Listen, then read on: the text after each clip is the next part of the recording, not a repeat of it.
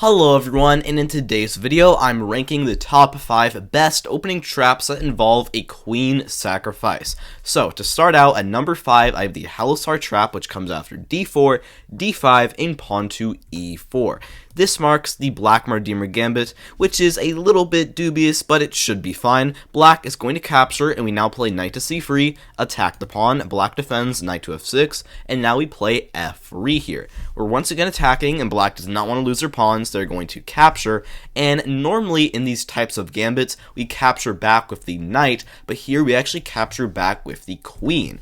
This is the Rider Gambit, and first off, this is just not a good opening. Black can play like c6, e6, many moves, and just have an advantage because they're up a pawn, but let's say black is daring enough to capture the second pawn on d4. So black is now up 2 pawns, but we're going to play bishop to e3 here, attack the queen, and try to long castle quickly. Now, once again, black has a lot of good moves here. They can back up the queen to like d8 or to e5, or a very annoying queen to g4 and try to get a queen trade. All those are very good options, but let's say black plays queen to b4, which does pretty often happen. We're now going to long castle, which is a good move. We're defending the pawn with our king, and we now get this rook on the open d file, but it looks like we've blundered because black can play bishop to g4, and this is the most common move. However, here we can now win with knight to b5, a beautiful queen sacrifice. The idea here is that if black just, captures their queen, it is a blunder because knight takes on c7 is actually just straight up checkmate. Black has no way out of here, and they can't really do much else. If they try to capture our knight, we can just capture back with the bishop, and it comes with check. So their only real try here is knight to a6 to defend the pawn on c7, and now we can capture on b7. So far this looks pretty good. The opening's a bit dubious, but it looks like we're doing pretty good here. The problem, the biggest problem I have with this trap is if black knows the move like queen to e4 here. Admittedly, most of the time black will get ravaged here. If they play a move like rook over b8, for example, we can actually just win with queen takes on b8, knight takes, and knight takes on c7 once again is checkmate. But if black knows the move queen to e4, even though we've already sacrificed so much, after we capture their knight, they can just capture our bishop, and we can move our king over, but simply queen to c5, defending the fork, and we only really have a very small advantage here. And for me, this small advantage is nowhere near the risk we've put to ourselves so far, and so this is why I'm ranking it so low. Now let's look at our number 4 spot, this being the Tennyson or Intercontinental Ballistic Missile Trap. This comes after e4, d5 Scandinavian, and we now play knight to f3. This is the Tennyson Gambit, which is a little bit dubious, but it's not that bad. Black is going to capture, and we now play knight to g5. Attacking the pawn, the biggest problem I have with this trap is that if black plays like knight to f6, everything is going great, but if black plays bishop to f5 now, we're kind of just down a pawn, and there is no trap here. The trap just does not function at all. It doesn't work. But if black plays knight to f6, then now we can play pawn up to d3.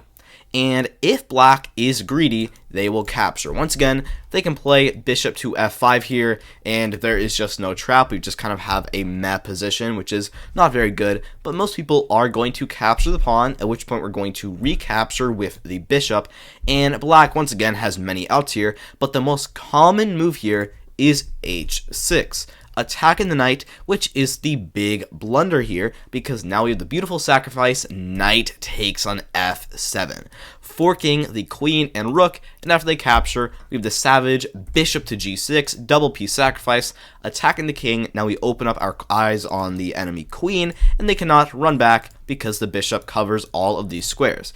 So after captures and queen captures, we are doing quite well here. According to the engine, we are winning, but problem is we don't actually have that much of an advantage because we're only up 2 pieces for the queen.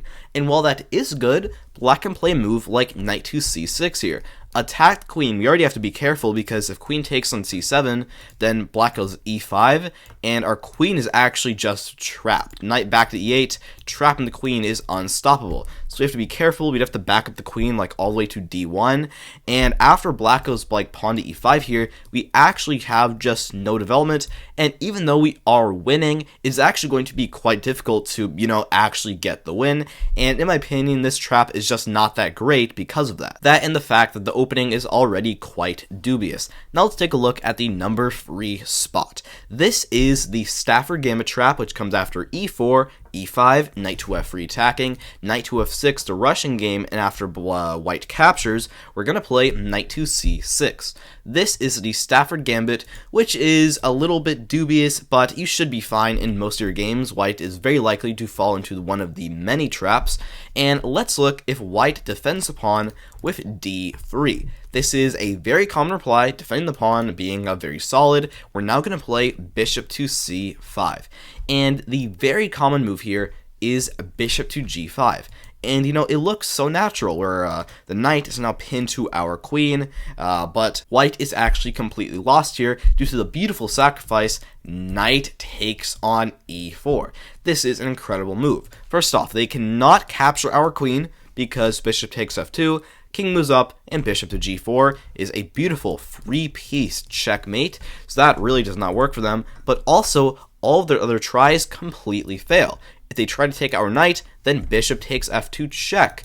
They cannot capture because we take their queen for completely free, and if they run their king up, then bishop to g4, and we force them to capture, at which point we're once again just up a lot of material. Their king is completely dead, and we are completely winning here, and even their best try, which is bishop back to e3 to try and undo some of the business going on here, we're still completely winning, because we can capture their bishop, they have to capture back with the f-pawn, and now queen to h4 check, and there really is just no hope for them to move to e2, then queen f2, mate, so they have to play g3, and now knight takes, taking advantage of the pin, and after they capture, queen captures, we are up an exchange and a pawn here, but also our king is about to get castled, and we have a very safe and good position. This trap overall is quite good, but the opening is still quite dubious as to why I'm ranking it 3rd. Let's look at the number 2 spot. This is the Légal Trap, which comes after e4, e5, knight to f3 attacking, pawn to d6. This is the Philidor defense,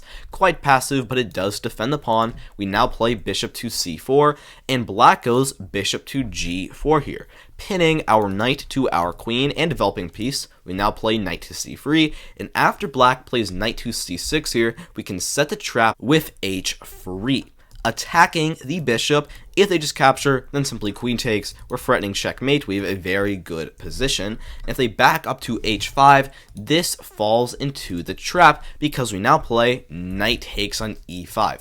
Once again, a beautiful and actually quite similar move to the last trap. If they capture our queen, we actually just have checkmate here. Bishop takes, king moves up, and now the beautiful knight to d5. And all our 3 pieces work in beautiful harmony, and every single square, where am I? Nice, let's go. Every single square from the king is completely taken away. There's nothing. It is checkmate.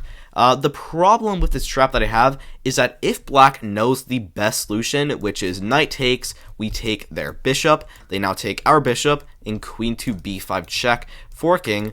The problem is, after like c6 and queen takes, we're only up 1 pawn here, which is not very much. Black can just play like knight to f6, and even though they're down a pawn, we actually don't have that much development in our position. It's better, but it's not like it's completely winning, and this is why I'm ranking it 2nd. Now let's look at what I consider to be the best trap with a queen sacrifice. This is the elephant trap. Comes after d4, d5, c4, queen's gambit, e6, queen's gambit declined. White now plays knight to c3, attacking the pawn. We defend knight to f6, and now they play bishop to g5.